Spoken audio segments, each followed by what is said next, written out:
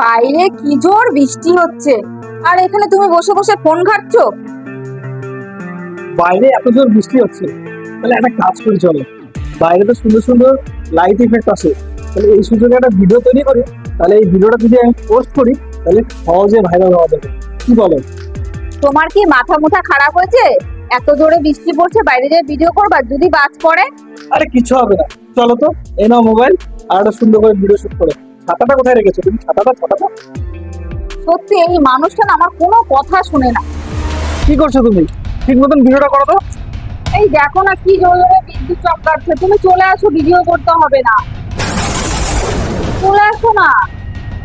আরে কিচ্ছু হবে না, করো তো।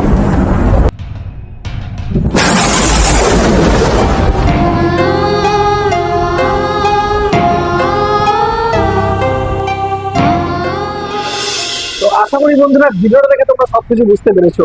অনেকেই আছো সামান্য লাইকস কমেন্ট আর ভিউ পাওয়ার জন্য এরকম মুষল বৃষ্টির মধ্যে দাঁড়িয়ে ভিডিও শুট করো, কিন্তু তোমরা ভুলে যাও যখন তখন এরকম জোর বৃষ্টির মধ্যে বাজ পড়তে পারে, আর বাজ তোমাদের গায়েও পড়তে পারে।